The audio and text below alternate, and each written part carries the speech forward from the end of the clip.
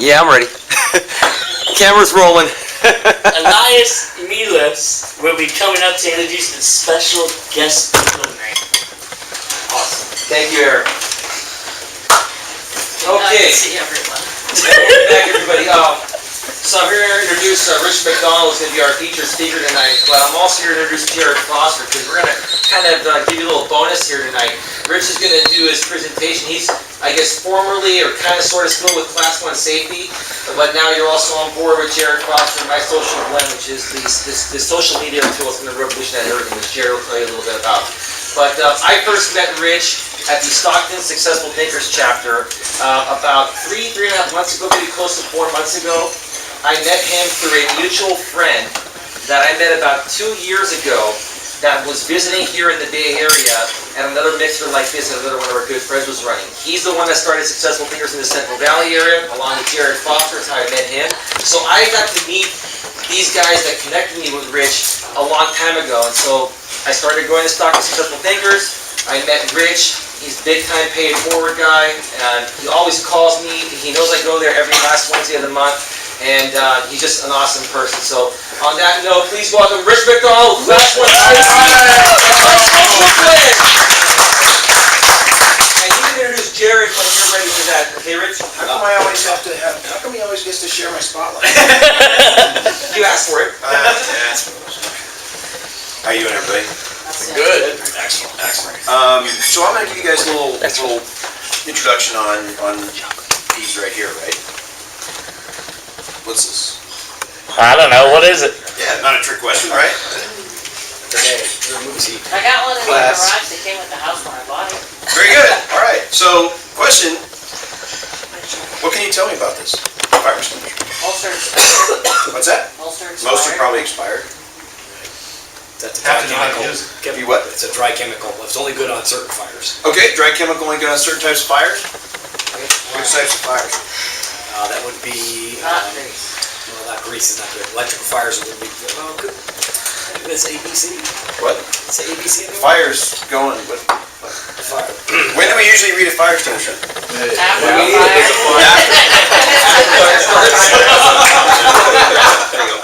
We usually read it after the fire's going, right? So go ahead and read us some information off there if you would. And your name, I'm sorry, is? Jeff.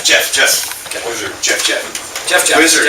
Jeff. Jeff. Wizard Jeff. It's on my Facebook page. Okay, well, we'll connect. Yes. I'll find you. What does it say for... Instructions? Well, let's start with that. It says, hold upright, Okay, pull ring pin, okay. and run like a light.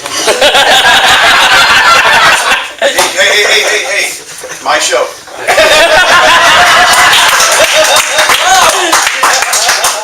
When you're at your Toastmasters, you do your show. Very excellent. Good. But, so let me ask you that while you brought that up, Jeff.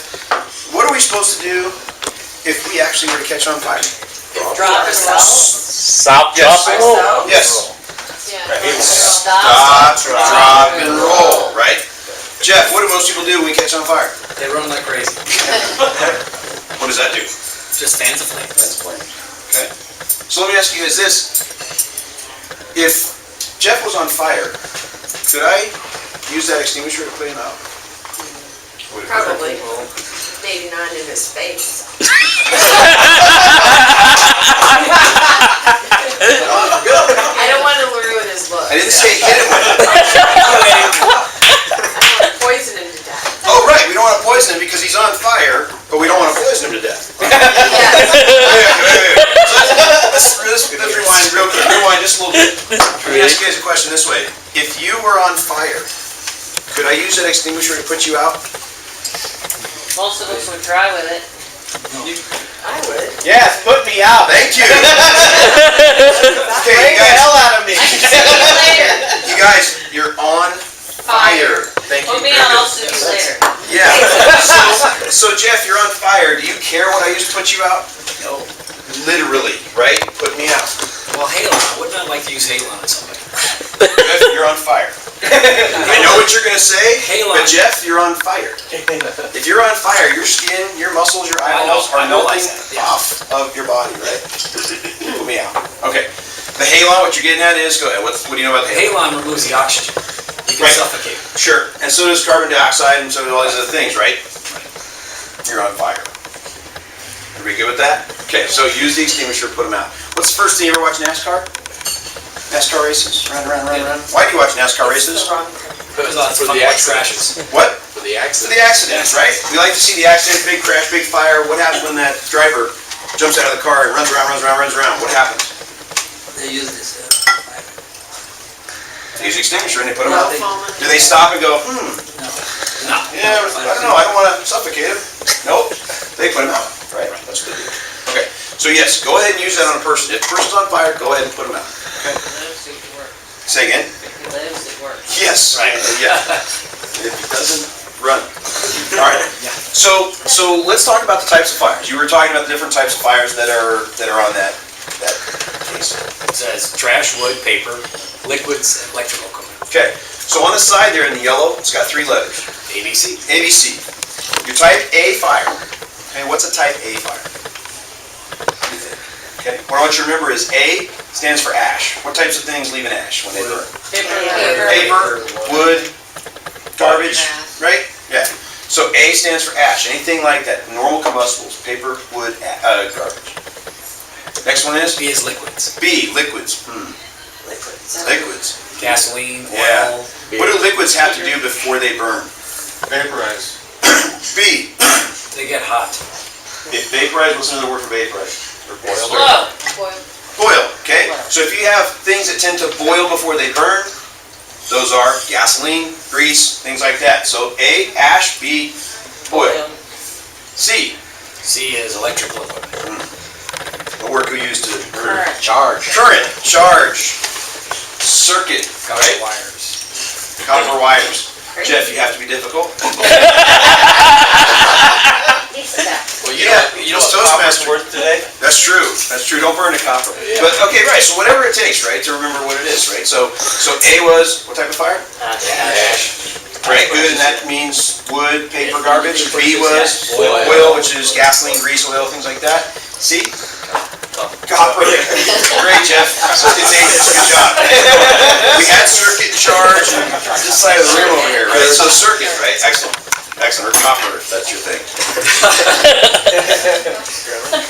Very good. So that extinguisher is designed to handle any one of those types of fires, right? So that is a multi-type fire extinguisher. Most facilities, most restaurants like that are going to have an ABC fire extinguisher. What would it be bad for? Go ahead. Say again. What would it be bad for? There's It's good for those, what's left?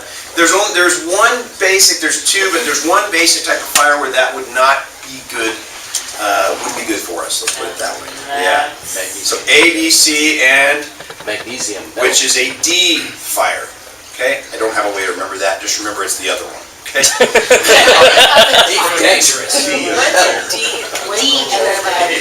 Good. D fire is, you said an example of that? Magnesium. Magnesium. Some metals We're so are, busy burning magnesium. well, funny you should mention that. If you're driving down the road and you see an old Volkswagen Bug Yeah. on the side of the road and it's burning, usually what, Many new cars. In fact, this is the fact that many new cars have magnesium. They're trying to reduce weight, and the body shop business, they have special shops just to work on magnesium cars. So you see a new car, a new Audi, BMW, Mercedes, or some even domestic cars burning on the side of the road. I'm sorry. So you can't. Jeff, I'm telling you, man. I'm telling you. No. That's exactly right. You're right. That's exactly what's going on. And when you look at either a, oops, thank you. Well done. Safety. So Jeff's right? There's a lot of things, the magnesium wheels and all these other fancy parts. Like you said, they're trying to reduce weight. They're coming up with other ways of doing it. The old Volkswagen Bugs had magnesium in the engine block. When they catch fire, if that metal catches on fire, that's a D fire. That fire extinguisher will just make things worse. Water will make things worse. Okay?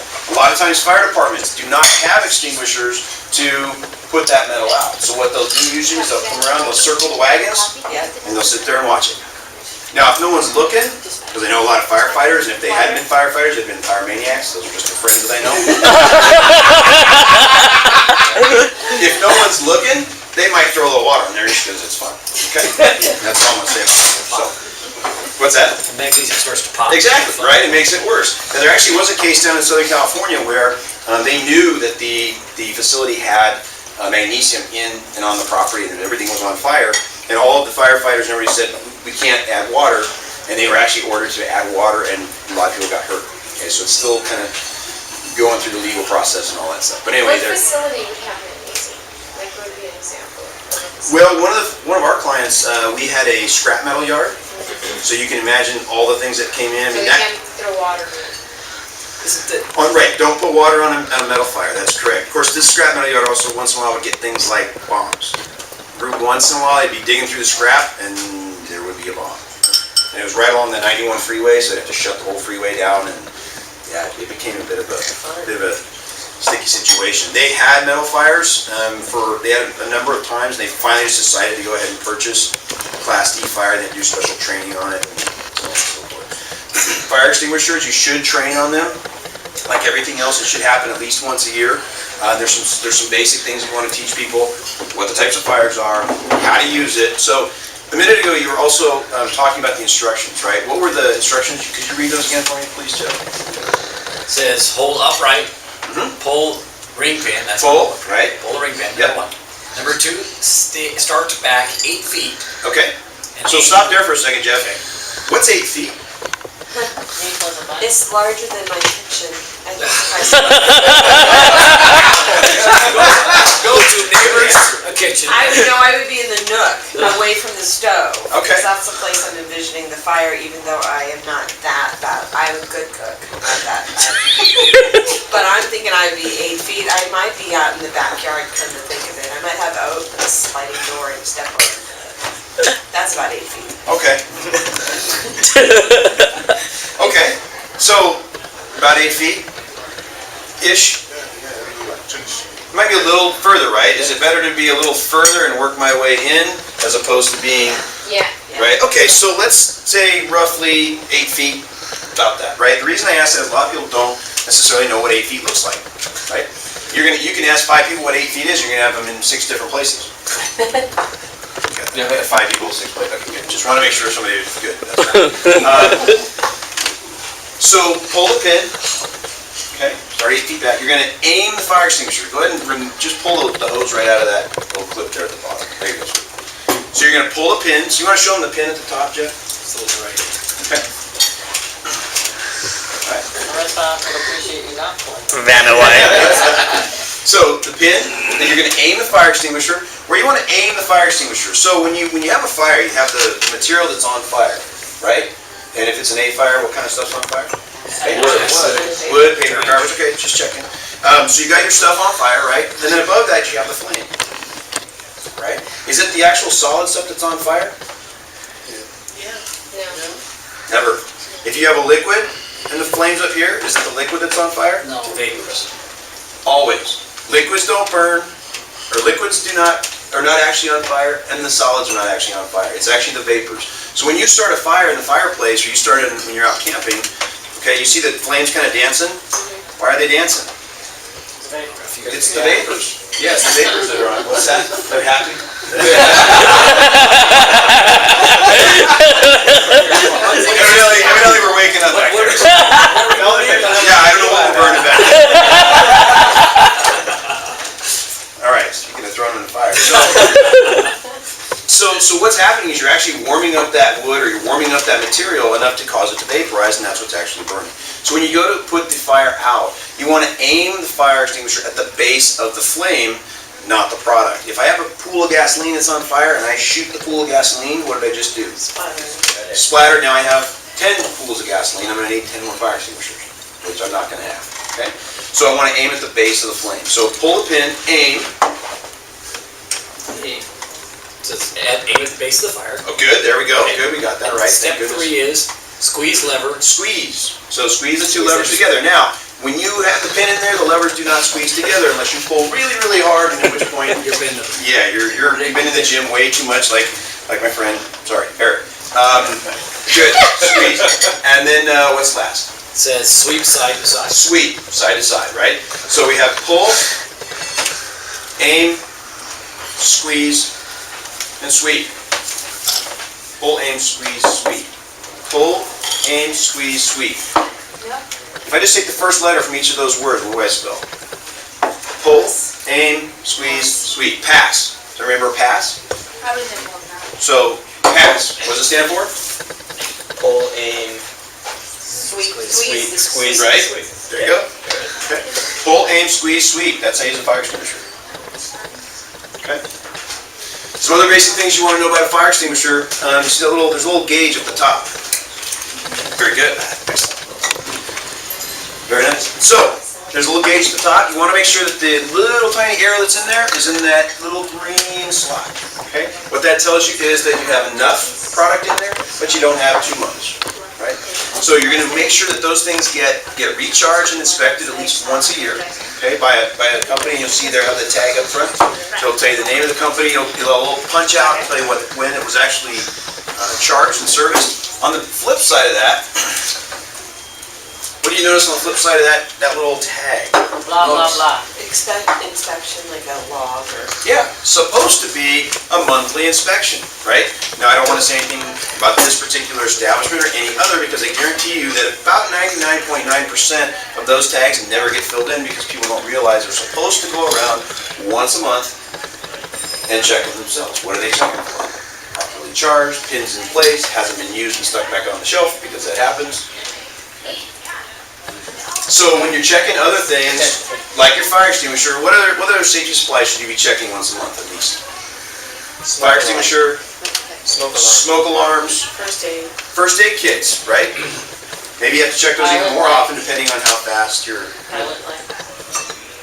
One more time? Pilot light. Pilot lights. Oh, in the house. Okay. Good. Emergency exits. How often you work at a facility where people store stuff in front of right in front of the exit. I mean, what's the most important piece of safety equipment in any facility? The exit. Okay. I just want to be able to get out. If all else fails, get out. Right? Now, we talked about using a fire extinguisher on a person if we needed to. When else should I use a fire extinguisher? What types of situations would I use that extinguisher? What's that designed for? Just a window. Break the window, right? Sure, escape, sure, break the window, great. What else? You said, You can just about any fire, but you got a grease fire. okay. Of course, if you want a small fire, not Right, exactly. So I want to have a relatively small fire, about the size of a normal garbage can, trash can. It's not going to put out a whole room, right? Now, it might get you out of a bad situation, right? If you're in that room, it might help you get out. But that's designed for a small fire. Okay? Anything bigger than you think you can handle, get yourself out, call 911. That's it. We're not firefighters. We're just here to fight fires, huh? Fire doubles every minute? Depends on the fire, depends on the fuel, but I don't know what the average is. It's a good question. Fireman told me that fire doubles every like minute or two. So Okay. give it that time, it's not just go. Correct. By the time you go, it's a uppa, it's a uppa, it's a. Yeah, make the call from outside, right? Yeah, it's bigger. Yeah. Yeah, and if you look at certain situations around the holidays when you got a dry Christmas tree, it's real fast, right? Real fast. Good. Okay. What else? Are there any other questions on fire extinguishers? Fighting fires, that's such a real. So how many of those do you need in your house? Okay, so for your house, there's usually only recommendations for a house. That's when you move to industrial settings. So I'm going to give you kind of the industrial settings, and then I'll kind of give you some additional ideas. So when you're talking about an industrial setting like this, you want to have a fire extinguisher at least one every 75 feet of linear space. Now, if you go to a separate room, now you've got to sort of start the counting over again. So for your house, I would recommend at least the same, but also put it in areas where you know you have the likelihood of a fire, and put it somewhere where it's not going to be between you and the fire. Excuse me, where you're not going to be between it and the fire. So in other words, whoops, I'm sorry. So what might be some places in your house where you'd actually want to have an extra fire extinguisher? Garage and kitchen. Garage and kitchen, two big spots, right? Also nowadays, where do we get a lot of heat buildup? Computer room, right? Now that's going to change a little bit, hopefully, as we progress, and I'll let Jared talk more about that maybe. But yeah, computer room. Have an extra one in the computer room. In the 75 feet, is that, so it's 75 feet interior, or, I mean, how do Right. you measure that? Yeah, linear, Because base. So whether it's No, I know what linear sorry. space is. I just mean like if you have, because it's somewhat dependent on what the business is too. Yes. Because if you have something that's more of a static or storage yard or something like that, you don't have quite the same, you don't have as many people, you have more materials, but you don't have people, and you don't have as much equipment, much electrical, so I'm trying to figure out like. And it's also, you're right, it is also going to be somewhat dependent. In other words, they may say, we want you to have extinguishers every 50 feet. So it will depend on the type of materials you have. So if you've got a lot of hazardous material storage, a lot of flammable materials and things like that, then they're going to want to see more and probably bigger and even different types sometimes of. So, like a restaurant, you have a different exposure than you do like in an office building. Right. So. Well, and again, even in an office, they want one every minimum of 75 feet apart. That's just your minimum. Yep, and then you sort of shrink from there, or add more if like you have to go around into another room or something like that. Yeah. Who's responsible to provide it? The employer always. The employer is responsible for providing all safety equipment and providing all training Okay, ask at no cost to the employee. a Yes. better question, better answer. If you're leasing a building, is the landlord responsible or are you? The business owner would be responsible. Okay, so there's one in the hallway, but none in the business. Should I have one in the business, even though that, like, it's not my office, it's not that big, there's one in the hallway. I personally would have one in your, at least one in your offices, see, especially nowadays too. I mean, they're really not that expensive. And the way I kind of look at it is better to have an extinguisher and not need it than need an extinguisher and not have it. Similar to a handgun, and whether you're a proponent of that or not, better to have a gun and not need it than need a gun and not have it. And you can apply that to lots of things. So, first aid kits. Can I add a point? There should be at least 12 people in the area should be trained with this. Without training, how the heck they know? The fireman fire, he doesn't know how to operate it. Right. So at least 2 people minimum should be trained properly. Yeah, my thought is train everybody. I know, but at Right. least I said. Well, they say the same about first aid classes, right? We do first aid training. So a lot of times what happens is, all the supervisors say, well, we need to get 10% of our people trained, so we're going to send all the supervisors to the training classes. Great. So I have all these supervisors in class, and we're doing their pumping on the person, they're doing the blowing, and they're all doing stuff, right? Those are all technical terms, right? Pumping, blowing. Yeah. So what's that? Chest compression, rescue breath. Is that better? Okay. So with that, what I usually ask them in the class is, I say, that's great, you guys are all trained, you got 10% of your staff trained on CPR and first aid. And I say, well, what if you're the one that has a heart attack? So we'll have to set up another class with the other people from the company, right? So again, you never know who you're going to have on site, and you never know who needs to use that equipment. Third question. What happens if you put that like here and then like set fire around it? Will it just sit there and like not do anything? Huh, interesting. I'm going to stay a little bit further away from Well, I'm wondering if it'll like do something useful or if it'll just sit there.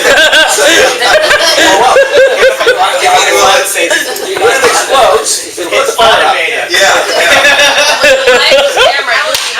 I'm thinking you're onto a new interesting product. You could just set it and forget it, right? Fire sprinklers? I think so. Yeah, you're probably hoping for the sprinklers. At some point, because it's a closed container, it would probably just rupture. At what point that would happen? I mean, you'd probably have that by the time that happened, like Nikki said, that fire is probably engulfed the whole building, and then at which point you're going to hear a poof, and it's going to. You won't hear anything because if you're inside. I said him, I didn't say me. I was outside. What's happening? This is an experiment, I want to watch this. Yeah. If you have a sprinkler system installed, Yes. is there the same type of requirement? Really interesting. And actually, the other thing you all had asked about, we talked about I think Nikki asked if there's other types of fires. They do have one more type, so they'll have to have one more different type of fire extinguisher in the kitchen, right? It's a K, right? K-type fire. It's similar to a B-type, right? What do we have in the kitchen that we're concerned about catching fire? Grease and oil. And an open flame. Pardon? Open flame. Exactly. Well, and so Gas. because of the different types of greases that we've switched to in terms of cooking some of our foods, right? Some of the different types of oils that we use and the greases we use, they burn a little differently, and so they come up with a slightly different material that will actually put that out. So technically, that would do it, but a K fire extinguisher does it more efficiently and more effectively. Thank you. Len, I thought you had a question of him. Len, what's your question? Well, I have a question. I like a short story that reinforces what you said. Okay. This happened over 30 years ago. It still terrifies me when I think about it. I'm a chemist by training. Was in chemistry lab in college. We had been doing some experiments involving metallic potassium. Now, very simply, when it's exposed to the air, it generates hydrogen gas at enough heat to ignite it. So it was stored under mineral water when it's not in use. And fellow student, she was standing next to the sink, and she thought all the potassium had been removed from the mineral oil, and she pours the mineral oil in the sink with her solvents. Okay, heat, hydrogen gas instantly produces a fireball. I'm standing a foot and a half away, instantly she's in flames. Fire extinguishers is 3 feet away. I immediately reached for it, and others shouted for the professor, and he retrieved the blanket to roll her in because that was required in the chemistry lab. And I wasn't able to instantly get that fire extinguisher going. I did eventually, but by that time she was being rolled in a blanket. She was not seriously injured. She was plenty scared. She had a melted bra strap, but that was about it. Well, it was not fun. Something to be taken very, very seriously. So the moral is, you better know how to use that. You don't have no time to read directions in an emergency. You better know how to use it right away. Yeah, and you can do practice. We do recommend and suggest that you practice, especially if you can do live practice. A lot of times, a lot of counties and such do not allow us to do a live fire practice because of, usually it's an environmental concern that they have. What a little pan of acetone burning off, I don't know, compared to the amount of, training you get. But they're actually disallowing that in a lot of situations where we're training our firefighters. They're not allowing them to have active fire.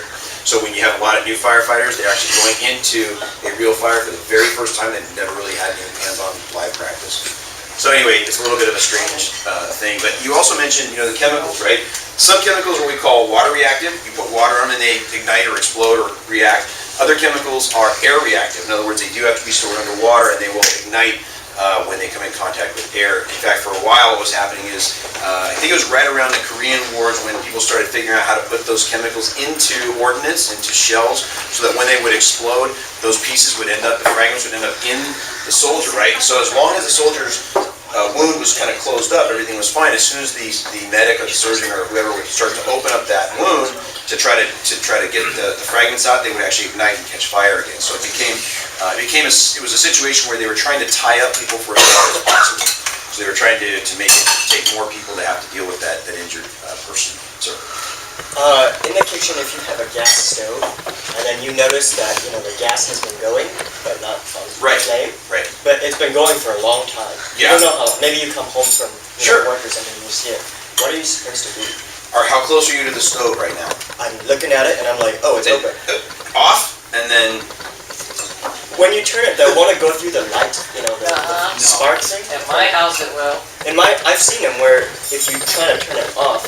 Because it's in that order. Yeah, it's in that order. It's off, light, and then there's It usually ignites if you're turning it on. It doesn't ignite when you turn it off. You can bypass the starter, like I can turn mine past the starter and it just let the gas out. I mean, I've seen those. That's why I wondered, because I've seen it and I was always wondering. And does it necessarily, when you go to turn it back the other way, does it necessarily... Never tried, because there's always a flame. Mine always does one click going back. Going back. Yeah, you hear that click. And there might be a safety where it's just the initial, but it may not actually strike the...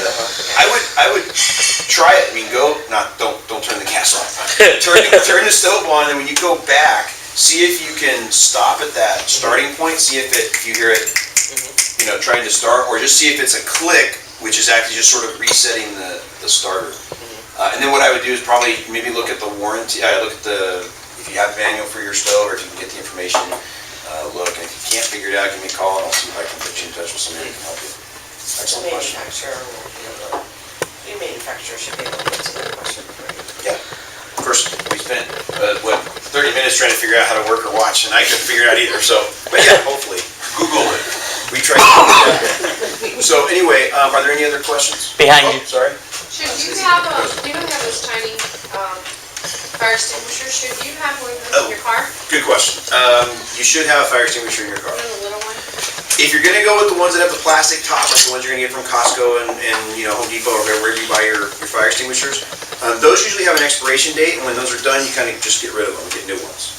The ones that have the metal tops like that, you can recharge those. You can actually have those serviced and recharged. And are they like the CFL light bulbs, there's a special place that dispose of them? Usually if you call the fire department or talk to the company that manages those, a lot of times they'll take them back from you. So those are your two options. Tell us why. What's that? What expires on it? What goes back? The product inside will actually get, well, it depends on the product. If it's like a CO2, then usually they're just check, CO2 is carbon dioxide, they'll just usually check to make sure that all the fittings, and they'll just usually get the CO2 and they'll put it back in. If it's a product like that, which is the powder form, it'll tend to cake and gunk, and it won't actually spray out like you want it to. And how old is too old to bother recharging and just go get on there? They can actually be recharged, depending on the manufacturer. Most of those can be recharged pretty much indefinitely because they're metal, as long as they pass the test from the service company. So there's some that are pretty old, and as long as they pass the test, then they're useful. But if it looks, like it's getting a little rusty and a little ugly, and it just makes more sense to get a new one, they're probably going to cost you $35. I'll admit, the one that's in my garage that came with my house was from the 90s, when I bought the house. I'll tell you what, I'll find a couple for you. How's that? Yeah, I think I should just not recharge that one. Yeah, I get a new one. Yeah. I'll see if I can grab one for you when I go down south. How's that? Okay. That'll say thanks for the bagels and the coffee and that. I'm just thinking in my art studio where I have interesting things. Yes, like definitely. Best Probably a couple in there. I would put a couple just because, you think about it, if you're in one place, there it is maybe, but that's most likely Murphy's Law tells you what? You're not in the place. You're going to be on the other side of the room, right? That's usually how things work. Elias got a question. I was just gonna say, we have about 10 minutes left to also give Jared 7:35, and we need your praise winner. I listened to this guy all day. I had to drive him here. The guy's hot, so I mean, Whoa! See? Jeff and I are right. No. I like these fan clubs. Yes. So is this training that you do? Yes. You do for companies? Yes. How frequently does the average fireman go out on a day to fight fires? How many fires a day or a week? That's an excellent question. I don't know the average number they go out to. I mean, a lot of the firefighters that I know, they're on a 24-hour shift. They'll stay, they're available 24, and they might do that, a couple days in a row, and then they're off for. It just depends on where they're set up. As far as the frequency with which they go out, it depends, where they're at. I mean, if you're living in a rural county kind of area, most likely you either have volunteer fire or maybe county fire, and they may go out very infrequently just because you don't have a huge population. Los Angeles County Fire Department, right? Every day, all day. I mean, during rush hour, there's nothing but sirens there. We're from Stockton, so you can imagine how many times a day we hear sirens. That's all I'm going to say about that. My third question is where you learn to get it refilled. Say it one more time. We're gonna get a refill. Where you get refilled? Where to get a refill. Gas station. If you look on, if you look on that tag right there, there's a service, the name of the service company, and the phone number, and all that other stuff, right? So when you look at that, that would be one facility where you'll find it. So and like I said, we're from Stockton, pretty big city. You're going to have a lot of activity, so you're going to see, you're going to have fire, you're going to have police, you're going to have more of that than you would have, in Lockford. Thank you. Very good. Lockford. So yeah, right. And so you're gonna have more activity because you have more people, and they're in a packed area. So that's a normal. Another question. If there's a fire and you make your way outside of, let's say my apartment's on fire, I make my way outside. Yes. But then I realize my cats are inside. How smart is it to go back in and... Well, here's what I'll tell you about animals, and How smart is it to go back in? Depends on the size of the fire. What's worth How much is more? your cat worth? Yeah. Adopted her, just free, but she's my cat. It's a personal thing I'm asking you, so I mean, it just depends on that. That's a personal question. The proper answer is don't go back in and get your cats. But some people will say there's cat before there's spouse. Yes. Let the fireman. The odds are, well, I shouldn't say the odds are, the possibility is animals are a lot better at getting out of bad situations than we are. And there are alarm companies that give you signs and you can tell them how many pets are in that house. But On my you- window, I have one dog. There's like 5 people last year who drowned on the coast, rescuing their animal, drowned because they went after their dog. I'm sorry, I love dogs and I have my own pets, but I am more valuable. And some of those dogs made it back to shore because they're better swimmers than people. Exactly. And the people drowned. Seriously. The fire is actually a much more rare occurrence. It's very rare, actually. My fire department spends most of its time at the senior citizens' homes. Right. Because I used to live on the street with 4 of them. So, they don't do a lot of firefighting. Yeah, and like we were talking about, how often you like to hear the sirens. Most, like you say, most firefighters, they're doing, or most firefighting calls, I should say, they're for other things. Or somebody had a heart attack, somebody's having, some other kind of problem. A little kid, fell in a pool or they swallowed something. Why do they send a fire truck if someone has a heart attack? Well, they call 911 and it just depends on the protocol of the city and how it's set up. I mean, sometimes it routes to an ambulance, sometimes it routes to fires. Whoever's, I did have an incident in Tahoe where there was a fire. There was actually a car in front of my dog. There was an engine that was starting to smoke, and there was a little dog in the back. And the driver was actually in the grocery store. First responder was a police unit, and he gets out of the car and he's like, "Well, I don't have a fire extinguisher in my car." I'm like, "How do you not have a fire extinguisher in your car?" But I happen to have one, so I went over and said, "Sir, here's my fire extinguisher." Now he did exactly the right thing.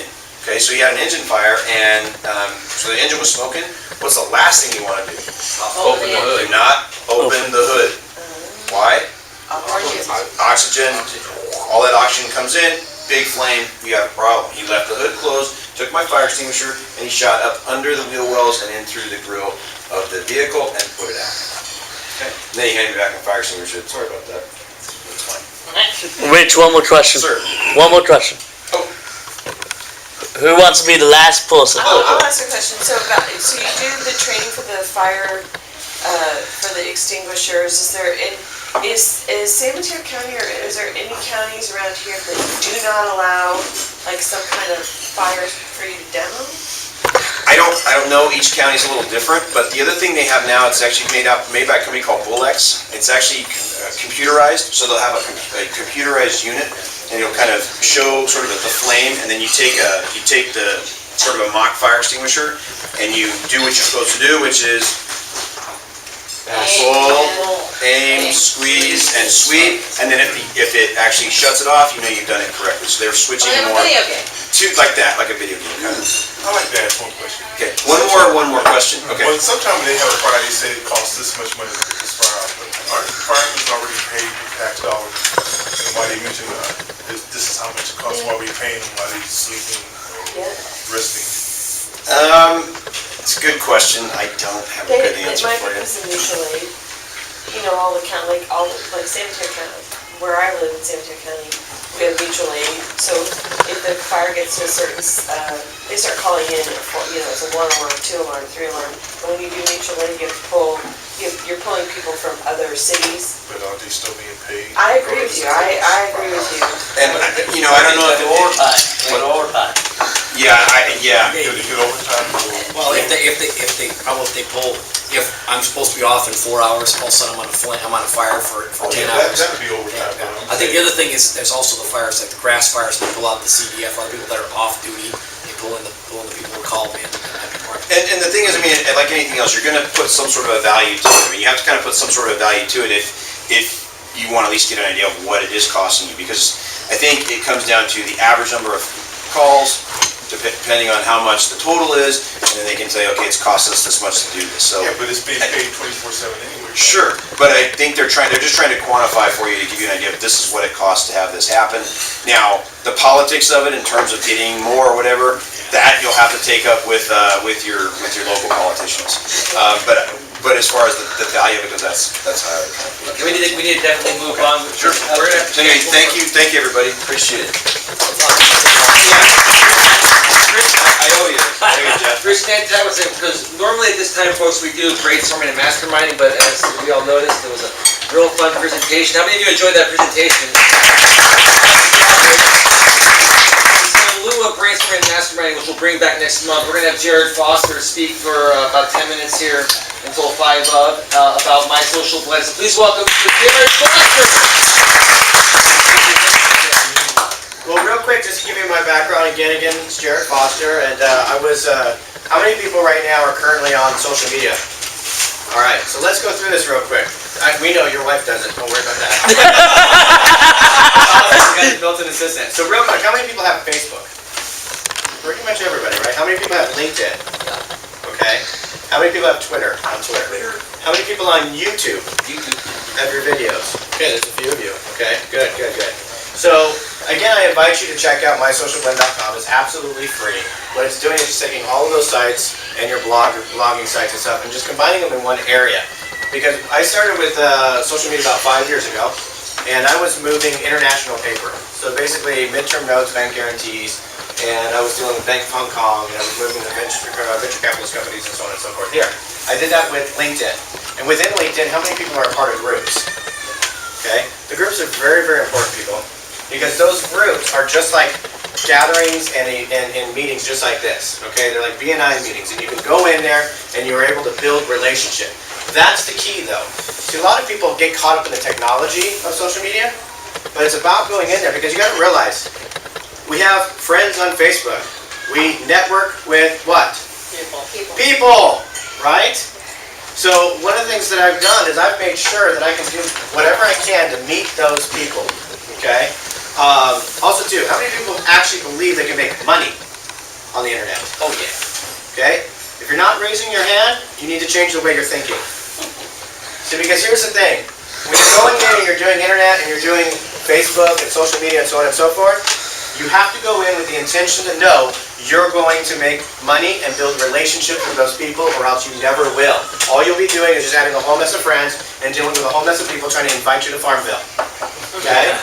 Which, by the way, is making a lot of money. Which is making a ton of money. Yeah. There's a whole other series coming down with the mutual. I'm actually looking into buying actually what they call mutual real estate, because they're talking about pretty soon Target and some other places are going to be building on these real estate, and if you own the land within that mutual space, you get to sell it just like I buy this land out here and sell it.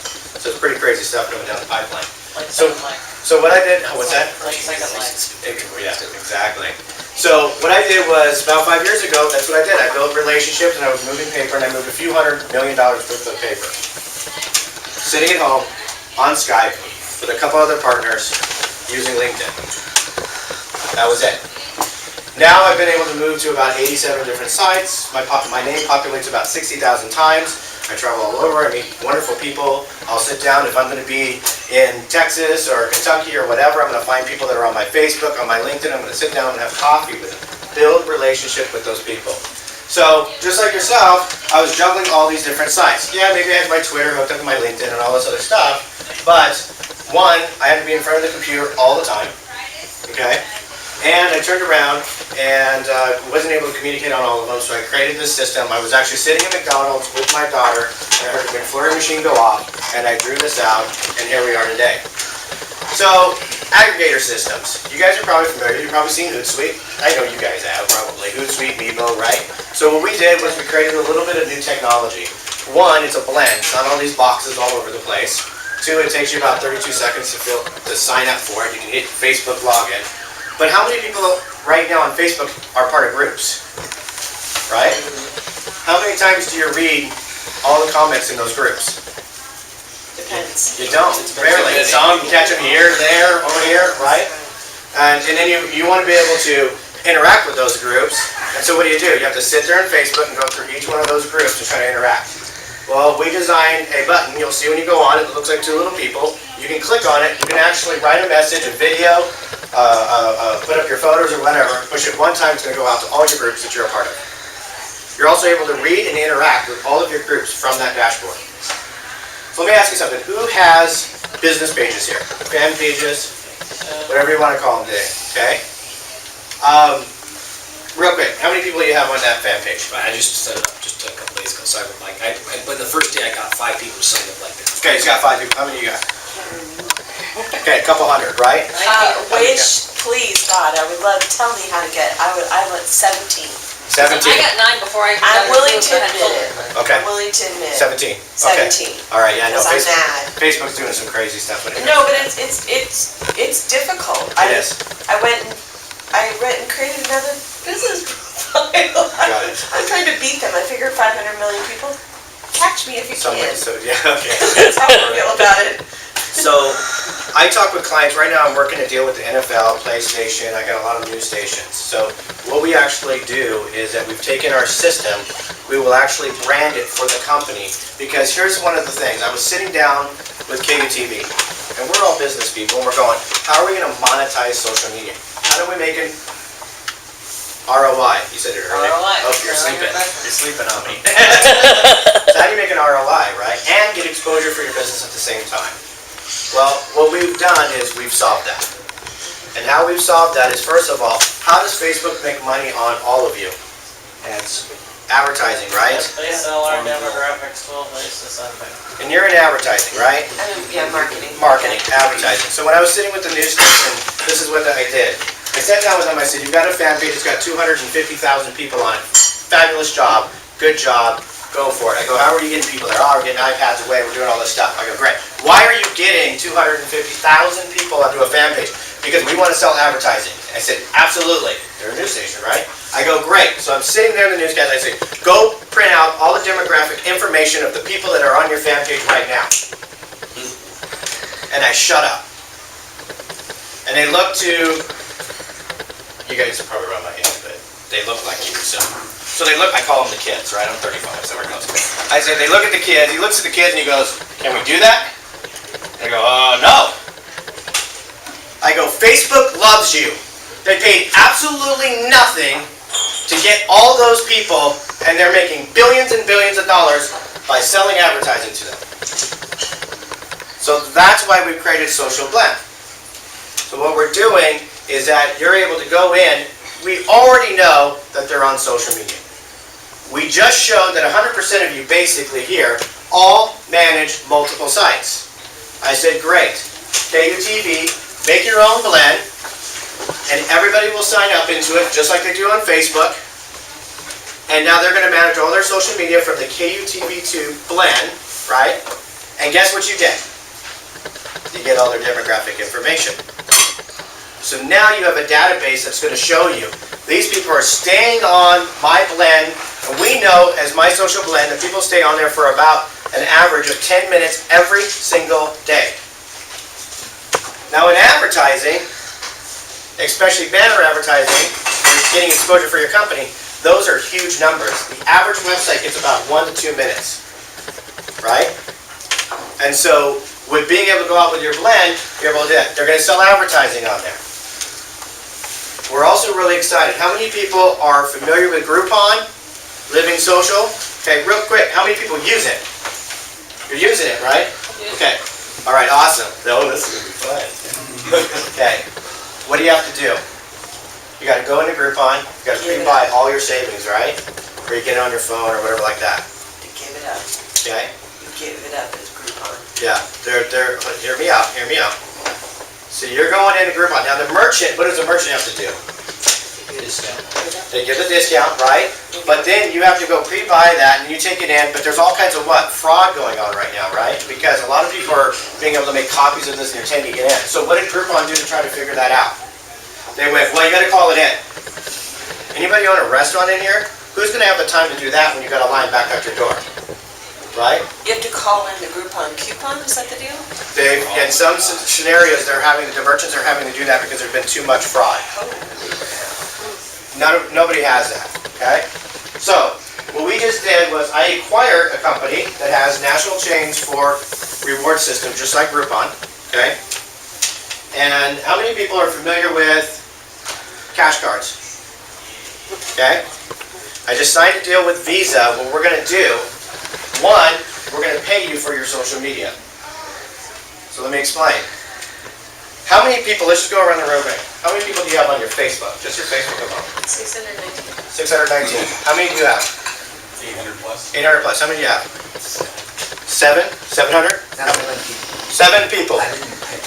We'll get you going. How many people do you have? 350. 300? How many? 500? How many? 200. How many? 200. How many? 1,000. Okay, how many? I don't have, You don't have any. Okay, how many? 550, 550, 570.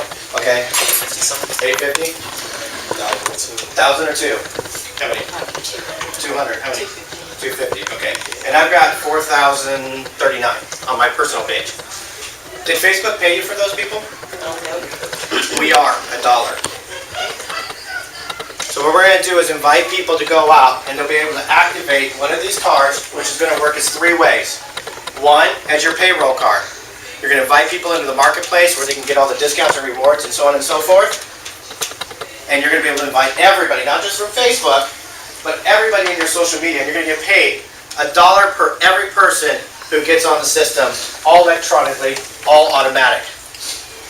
Then you're going to be able to use this same card and go to all your favorite places you love to shop that's giving a discount and just swipe your credit card. You don't have to pre-order anything. You don't have to go on to Groupon. You just walk into your favorite place, swipe it.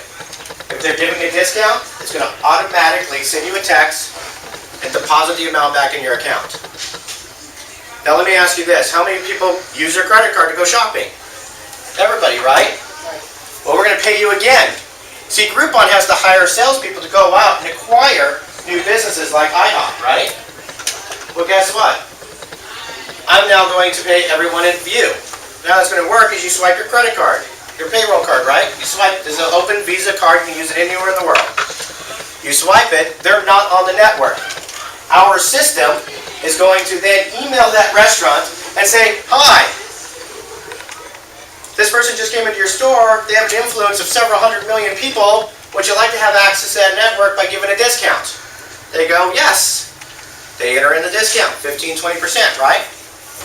We put it on, we blast it out to all the social media, all the white labels, all the gray labels that are set up out there for the companies because we're doing branding for all of our business owners.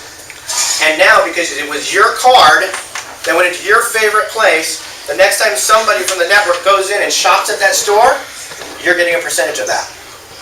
How cool is that? So what we're doing is that we're able to finally get to a point where you're able to brand your business and also monetize and make money just the way Facebook, LinkedIn, Twitter, and everybody else is doing. So now, how many people pay for SEO campaigns? Search engine optimization companies, all that kind of stuff. For clients or for? I'm waiting for approval, it's coming. Okay. For SEO or PPC? SEO, either one, I don't care. Internet marketing, how many people are paying for any kind of internet marketing? Okay? So now what we're doing is that we're actually being able to completely cut that budget because you're using other people's network. Because when you have your own system, they're going out and inspired to bring people into the marketplace under your branded system, which drives traffic right to your brand, right to your business. And you're able to earn $1 every time those people come in. Most of you in business are used to just blasting out advertising. See, the true secret of social media, and if you guys are friends with me on Facebook or LinkedIn or any of it, is about getting OPN, other people's network. This is about me and him building a relationship online and he starts posting things about me. What does that do? branding. It's branding and it validates me. It's third-party, it's referral, it's third-party validation. It's third-party validation. Elias shows up on my wall 15 million times a day. Because he's posting everything. Yes, you get it, right? That's the power. We've taken that part and literally monetized it for everybody else. And we've been blessed enough to work with companies. We work with all sizes of companies, small, medium, and large. It's very inexpensive, and we've been able to have tons and tons of success because people are finally being able to increase their ROI on the internet, and they're using other people's network to blast their brand out. What questions do you guys have? You're just like in awe right now. I can see it. Wow. Because think about it, and it pays 2 layers, right?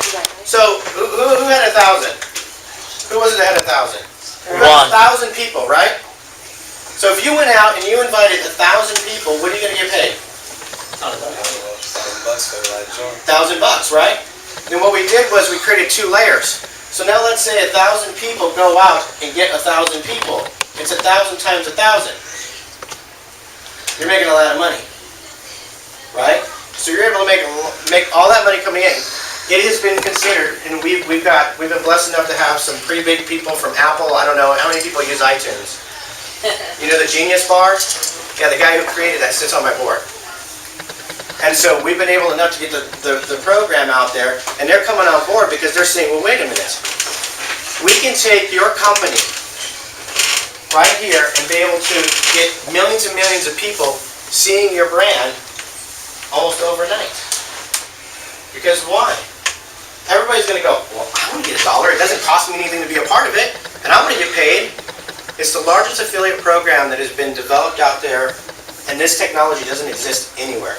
We have it patented and everything, so I've been honored and blessed to do that. I mean, and literally, and that's what I want to share is that we're all entrepreneurs. We're all passionate about what we do. We have all ideas and want to get to that level. And it's about taking massive action. I sat at McDonald's and drew this up and said, take action. Did I know how it was going to come together? No, you never do. Half of what we do in our life is off the radar.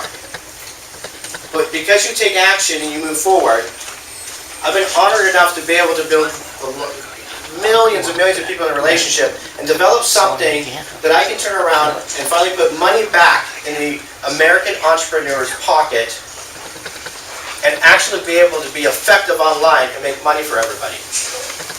Because of an idea. Because of a passion and a thought to help other people. And I'm going to tell you, whatever you're doing, you're coming out of college getting into business. The minute you have those ideas, those thoughts of what you want to do that you're passionate about, do it. Just do it. When I started this, it was just to create a little management system. And we were going to charge, like $9.95 so you could have access to more sites. That's what we started this with, right? Then it evolved, because you got to just be along for the ride. You got to let it come. I have a saying, the small signs are more important than the big signs. The small signs are going to be the one that saves your lives on the highway. Pay attention to your small signs, people. Because when you're going out there with that type of passion, want to grow your business, you can grow it to whatever you want. I'm honored enough that in 2 years, you're a year and a half in development, and in 2 years, I've been able to put together a board of directors, and my company now is worth over $20 million I could have. Because I took action. Action coach, right? And that's the key, if you are passionate about what you do. And we started off, we went, and before we know it, CBS contacted us. Hey, can you white label that for me? Oh, we never thought of that. Yeah, we can. I guess we could. So we started that. And then from there, we've done news stations, radio stations, Lifetime Network, so on and so forth, right? And then what happened was, well, how can we make this better? How can we get more people to see all of the company's brand and make it cost effective for everybody? Then we had a meeting with Visa. We sat down with Visa. Visa told us, we've been looking for this technology for years. We're going to ask your guy 4 questions. If they answer the questions right, we're on board. Our guys answered the questions right. Talk about law of attraction working. Things have come together. Rich and I have known each other for years. And out of the blue, now he's coming in to run our sales team, our national sales team and channels. Did I ever think that was going to happen? Oh, there's my wallet. I already checked it. Yeah, good. Yeah, I'm But now I have your bank card, so we're good. Good. But anyways, folks, I just want to share with you, please get on, it's free, My Social Blend. Who's gonna come out? Go ahead. Is it a credit card or debit card? It's an online bank. So what it is, it's gonna be a Visa credit card, but it's just like the one, basically, here. It's like PayPal? No. I mean, the way that PayPal. See my Bank of America card? This is exactly the same thing. It just doesn't have a brick and mortar. Does that make sense? Was it So, banking? so it's a banking account. You have to deposit money to it. Yes, so it works as your payroll. So you know that affiliate program where you're earning $1 and then you're earning the percentage? It's all deposited right on your card. Is this 1099 income? Depends on how you make, but yes, it will be, because you'll have to enter in, yeah, you will, it will be. So it's all electronic, but when you're part of those affiliate programs, you have to file all your taxes and all that good stuff, right? Is the social blend, okay, so the Hootsuite and TweetDeck, you can manage, across multiple, you can manage your Facebook, Twitter, Yep. LinkedIn, and all that stuff. It has its limitations. Yes. So if you are, I mean, for me, for a business owner, or, for my clients, or if I'm managing multiple accounts, it makes sense. Are you encouraging just regular users to use that part of it, the dashboard part of it, and then they become part of Social Blend? I'm still trying to figure out where the affiliate part comes in with it. I'm like lost. Okay, so the affiliate program is connected to My Social Blend. So there's two ways that we're doing it. So My Social Blend is a management system just like Hootsuite, okay? Now with that, you have the independent user. You can get onto mysocialblend.com right now for free and use it absolutely for free, okay? The other side of what we do is we take that whole My Social Blend aggregator system like Hootsuite and we actually brand it and license it for your company. So it's not My Social Blend, it's your aggregator system, okay? So then within that, part of the steps of when you're signing up is to go in and say, hey, my aggregator system also has called the social marketplace.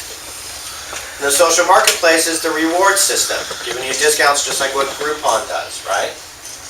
Then from there, it goes, hey, we know you're on social media. Would you like to get paid for your social media? Does that make sense? Then from there, you can access the credit card system.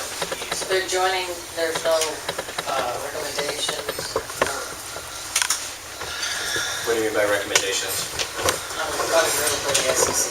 I can't be, they're just joining an affiliation. They're not recommending me because I'm a business and branding myself? The marketplace is not recommending you. Oh, No. good. Yeah, I had to think about that The for a second. SEC gets after it. Yeah, right, no, they're not, yeah, so you're using that just as a way to, basically it's a built-in system where everybody's gonna be able to come to your blend, see your company, see your brand, use it to talk to Uncle Bob on social media, and at the same time, take advantage of the reward system and the affiliate system, which drives traffic to your Should I be telling people now, continue to go to Social Blend and go sign up for that service, or should I be saying, let me put together my Social Blend so I can invite them to that instead? I would do that. Yeah. If it's your business. That's how I would do it, because then it's gonna push your brand, because everybody, I'm sorry, one second. So what happens is when you get your own social blend, then what happens is that the advertising is put on it, which you earn 10% of that, okay? And then also, the marketplace is put on that, and then they're coming to you and you're earning $1 right off of that, and it's branding your company at the same time. We'll have to talk offline and see if it works with financial. Yes, we're actually signing a deal with World Financial Group on everything, but we'll talk offline on that. It's because of compliance, and so yeah, we don't have compliance. So it's still free when you upgrade? When you upgrade, if you want your own, yes, it's free per month. We do have a one-time charge, which is a design fee charge, and it's $499. And then you're earning 10% on the revenue, and then you're earning $1 off the thing, so. And is there a monthly charge on the card, meaning the banking account that you open up? Yeah, so the first 30 days is free, but all cards now have fees because of the new regulation of the bank, but it's $5.99 Per month. per month. Big deal. You need 5 people to cover that. And we just figured out, a lot of us have about 100, 200 people. And so you invite them in, boom, they're gonna get. So they no longer look at the dashboard of Facebook, they come to Social Blend, and they look at the dashboard of their social media accounts through Social Blend? Yes. Is that right? Yes, I can read every one of my conversations going across all the social media sites. I can tweet back, I can reply back, I can comment back. I can do everything that I would normally do on all the other social media sites, right through that one system. Because I- because Go ahead. the difficulty with Hootsuite is that you can't see, like, getting to your friends, looking at your friends, all that stuff. It's really difficult. You have to go back to Facebook to look at it. Yeah. I mean, What we've designed, I wish I had enough to show you. What we've groups and pages too. Yeah, what we've designed is you can actually, let's say you're reading through all, and it'll show, when you guys log on, you'll see. It'll show like Facebook, Twitter, LinkedIn, all that kind of stuff, where the message is coming from. And then what happens is, let's say I see a message from you, right? Well, I can actually, there's a little, you know how it shows your name? It'll show you and everything. I can click on that and go right into his wall. So if I want to interact with a group, I can actually click on the little link for the group, boom, I'm in that group. And so it's all designed there. So try it out. The marketplace is going to be launching in September. And anybody who's interested in getting more information, they can contact Rich. He's the one that can help you out. Really sit down and get an understanding and how this can benefit your company, okay? And I want to thank you very much because we're getting late. Okay, I know we're about 8 minutes over, but real quick before we close the meeting, who has any upcoming events or announcements you'd like to say? Jeff, no, I know you do. Mike, you do. Go ahead, Mike, since Jeff was with us. Sure, yeah. For those that got in late, I mentioned I do training and coaching and communication skills on the system called NLP. And NLP is a form of communication model after therapists to really understand them and understand